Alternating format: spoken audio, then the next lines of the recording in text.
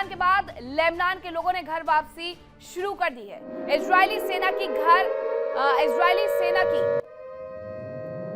जो cease fire हुआ है उसके बाद लोगों ने घर वापसी शुरू की, तो इजरायली सेना ने लोगों को चेतावनी देनी शुरू कर दी है।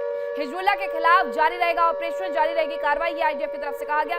लेबनान में मौजूद रहेगी सेना, ये भी इजरायली डिफेंस फोर्स की तरफ से कहा गया। तो एक तरफ तो लोग अपने घर वापस आ रहे हैं, उन्हें लग रहा है कि सीज फायर हो गया 10 दिन का, तो अब सब कुछ ठीक हो जाएगा, हालात सामान्य हो गए, लेकिन ऐसा नहीं है। इसीलिए इजरायली सेना घर लौट रहे लोगों को चेतावनी दे रही है। उसने कहा है कि हिजबुल्लाह के खिलाफ अभी भी ये कार्रवाई इसी तरीके से जारी रहने वाली है, ये कार्रवाई खत्म नहीं हुई है, लेबनान में मौजूद रहेगी सेना, ये इजरायली डिफेंस फोर्स की तरफ से कहा गया है। ये कैसा सीज फायर है जो इजरायली डिफेंस फोर्स उनकी सरजमी से हटने के लिए तैयार नहीं है और दूसरी तरफ लोगों को चेता रही है कि ये कार्रवाई चलने वाली है। सीज फायर के ठीक पहले इजराइल का एक्शन भी देखने को मिला। लेबनान के दक्षिणी इलाके में एयर स्ट्राइक की गई और हिजबुल्लाह के ठिकानों को निशाना बनाने का दावा भी उनकी तरफ से कर दिया गया है। तो ये बड़ी खबर है कि लेबनान के दक्षिणी इलाके में भी एयर स्ट्राइक की गई, हिजबुल्लाह के ठिकानों को निशाना बनाने का दावा उनकी तरफ से किया गया है। और इसके पहले भी जिस तरीके से साउथ लेबनान पर एयर स्ट्राइक की जा रही थी, उसी तरीके से एक बार फिर से एयर स्ट्राइक की गई।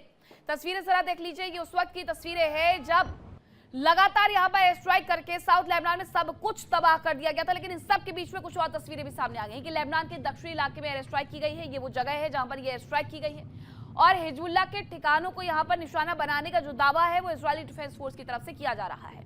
अब अगर ऐसी तस्वीरें बार बार आती रहेंगी तो अमेरिका को भी सामने आकर के सवाल पूछना चाहिए कि ये किस तरीके का सीज फायर हुआ है, किस तरीके के सीज फायर पर आखिरकार इजराइल ने अपनी सहमति जताई है जब इजरायली डिफेंस फोर्स लगातार यहाँ पर हमला करते हुए नजर आ रही है।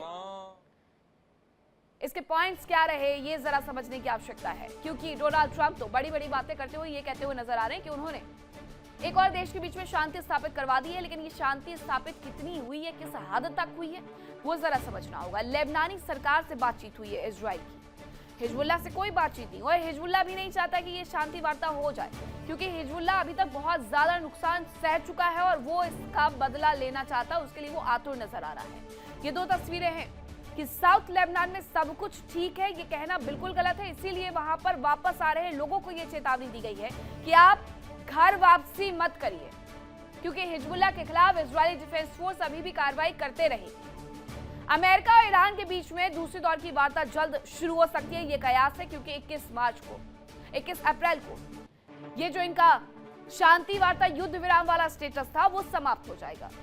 लेकिन इन सब के बीच में सवाल ये उठ रहे हैं कि क्या अमेरिका वास्तव में डील करना चाहता है या इस समय का इस्तेमाल वो अपने हथियारों के जखीरे को भरने के लिए करना चाहता है। और उसके पीछे की वजह जानकर के आप चौंक जाएंगे कि ऐसा क्यों कहा जा रहा है कि वो अपने हथियारों के जखीरे को भरने के लिए दरअसल ये टाइम बाय कर रहा है।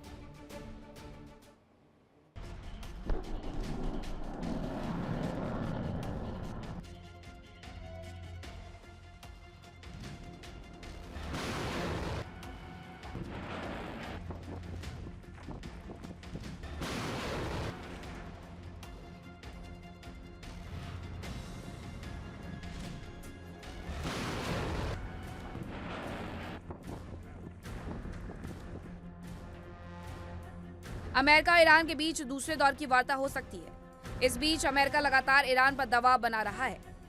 माना जा रहा है कि अमेरिका दबाव बनाकर ईरान को अपनी शर्तों पर झुकाने की कोशिश कर रहा है।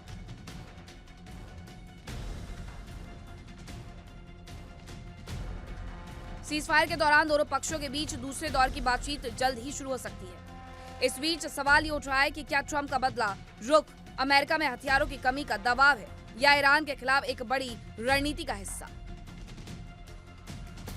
क्योंकि दुनिया में हथियारों का सबसे बड़ा सौदागर अमेरिका खुद ही हथियारों की कमी से जूझ रहा है। माना जा रहा है कि वार्ता के जरिए अमेरिका समय लेने की कोशिश कर रहा है। इस बीच अमेरिकी डिफेंस कंपनियों को प्रोडक्शन बढ़ाने के लिए कहा गया है।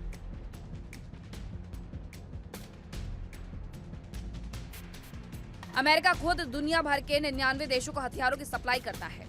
सीपरी की रिपोर्ट के अनुसार अमेरिका से हथियार खरीदने वालों की लिस्ट में सबसे ऊपर सऊदी अरब है, जबकि इस फेहरिस्त में दूसरे नंबर पर यूक्रेन है।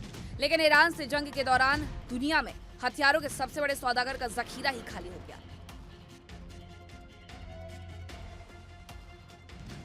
अमेरिका के पैट्रियट समेत बाकी डिफेंस सिस्टम की मिसाइलों का जखीरा खत्म होने की कगार पर है। बताया जा रहा है कि इजरायल और अरब देशों ने अपनी 75% से ज्यादा अपनी इंटरसेप्टर मिसाइलों का इस्तेमाल कर लिया है। अमेरिका पर अपने सैन्य ठिकानों की सुरक्षा का भी दबाव है। ऐसे में मध्य पूर्व में हथियारों की कमी हो रही है। यूक्रेन और मध्य पूर्व में लगातार हथियार सप्लाई से अमेरिका के वॉर रिजर्व में गिरावट आई है। माना जा रहा है कि वार्ता के लिए तैयार होने के पीछे हथियारों की कमी भी एक वजह हो सकती है, जबकि ईरान को चीन और रूस से बैकडोर से हथियार मिल रहे हैं, क्योंकि अमेरिकी कंपनियों का हथियारों का प्रोडक्शन भी घटा है, जिससे अमेरिका पर दबाव बढ़ रहा है और वो लंबी जंग कैसे लड़ेगा। खबरों के मुताबिक जनवरी 2026 में राष्ट्रपति ट्रंप ने एक आदेश जारी किया था, जिसमें डिफेंस कंपनियों को फटकार लगाई गई थी कि वो उत्पादन क्षमता बढ़ाने के बजाय स्टॉक बायबैक और डिविडेंड पर पैसा खर्च करें। अब उन्हें हथियारों का प्रोडक्शन बढ़ाने के लिए कहा गया है। बताया जा रहा है कि पेंटागन ने अमेरिका के फोर्ड मोटर कंपनी और जीएम डिफेंस कंपनियों को भी दूसरे विश्व युद्ध जैसे हथियार बनाने के निर्देश जारी कर दिए हैं। ऐसे में सवाल ये उठ रहा है कि क्या अमेरिका कुछ बड़ा प्लान कर रहा है? क्या वो ईरान को युद्ध विराम के जाल में उलझाकर हथियारों का प्रोडक्शन करेगा ताकि लंबा युद्ध लड़ सके? इसके लिए कुछ वक्त तक अपने सबसे महंगे और हाईटेक हथियारों की बिक्री पर भी रोक लगा सकता है। Bureau report, India daily. US 99 देशों को हथियार सप्लाई करता है। ऐसे में युद्ध में उतर गया है। बताया ये जा रहा है कि उसके यहाँ पर भी हथियारों की कमी हो गई है। इसी वजह से वो कोशिश ये कर रहा है कि कुछ वक्त इसमें बचा सके और हथियारों का फिर से एक बार जखीरा बढ़ा सके। क्यों? ईरान से जंग के दौरान यूएस के पास क्योंकि हथियारों की कमी आ गई है, इसलिए वो चाहता है कि प्रोडक्शन जल्दी से बढ़ जाए। खत्म होने की कगार पर डिफेंस सिस्टम्स की मिसाइलें वैसे ही पहुंच चुकी हैं, ये हकीकत है यूएस की। और इसके अलावा इजराइल और अरब में 75% से ज्यादा मिसाइलें खत्म नजर आ रही हैं। यही वजह रही कि यूक्रेन में जो डिफेंस सिस्टम तैनात किए गए थे, साउथ कोरिया में जो डिफेंस सिस्टम तैनात किए गए थे, वो मिडिल ईस्ट के देशों के लिए मंगवाने पड़ गए अमेरिका को। यूएस पर सैन्य ठिकानों की सुरक्षा के लिए भारी प्रेशर देखने को मिल रहा है। भारी दबाव उनके ऊपर बनते जा रहा है कि सैन्य ठिकानों की सुरक्षा करें। मध्य पूर्व में हथियारों की सप्लाई से यूएस का वॉर रिजर्व गिर गया है। इसीलिए वो जनरल मोटर्स से लेकर के फोर्ड तक को यह आदेश जारी करते हुए नजर आ रहा है कि आप द्वितीय विश्व युद्ध की तरह अब हमारे लिए भी हथियार बना करके तैयार करिए। तो आपने देखा कि ईरान के साथ युद्ध में अमेरिका को बहुत ज्यादा नुकसान हुआ है। अमेरिका को मिडिल ईस्ट में मौजूद अपने सैन्य बेस के साथ ही अपने सहयोगी देशों की हिफाजत के लिए भी डिफेंस सिस्टम तैनात करने पड़े। अमेरिका ने इजराइल की सुरक्षा के लिए भी थार्ड, पैट्रियट, डेविड स्लिंग जैसे डिफेंस सिस्टम तैनात किए हैं। और यहां भी ईरान के कुछ लाख के ड्रोन को मार गिराने के लिए अमेरिका को करोड़ों की मिसाइल खर्च करनी पड़ रही है, जिसके बाद अब अमेरिका अपने खाली हुए जखीरे को भरने की कोशिशों में लग गया है और अमेरिकी सरकार ने देश में हथियारों का प्रोडक्शन तेज करने के लिए निर्देश जारी कर दिए हैं। इन सब के बीच में यह भी जानकारी है कि Stockholm international peace research institute यानी सिप्री की एक रिपोर्ट कहती है कि अमेरिका साल 2021 से 2025 के बीच में हथियारों का नंबर 1 निर्यातक रहा है। कैसे रहा है वो जरा जान लीजिए। हथियारों का जो सौदागर है सऊदी अरब को 2021-25 के दौरान यूएस ने सबसे ज्यादा हथियार बेचे हैं। ये सबसे ज्यादा खरीदार थे सऊदी अरब। अमेरिका ने करीब 12% हथियार सऊदी अरब को निर्यात कर दिया है। ये सिप्री की रिपोर्ट बता रही है। सऊदी को पिछले साल मिले 48 F-35 और एक थार डिफेंस सिस्टम। ये पूरा उनके बीच में रक्षा मसौदा हुआ था कि वो 48 F-35 देंगे और इसके साथ साथ थार डिफेंस सिस्टम भी देंगे। 2021-25 के बीच में यूक्रेन ने अमेरिका से दूसरे नंबर पर सबसे ज्यादा हथियार खरीदे और इसके साथ साथ ये खुद भी मदद के तौर पर उन्हें बहुत सारे हथियार देते रहते हैं। इसके साथ 4 साल में अमेरिका ने यूक्रेन को अपने कुल हथियारों का 9% हिस्सा बेच दिया है। जब इतना बड़ा हिस्सा बेच दिया है तो आखिरकार इनके पास बचेगा क्या? अमेरिका ने यूक्रेन को मिसाइल और बख्तरबंद गाड़ियां भी बेची हैं। इसके साथ ही जापान में क्या हुआ? 2021-25 के बीच में जापान अमेरिका से हथियार खरीद के मामले में तीसरे नंबर पर रहा है।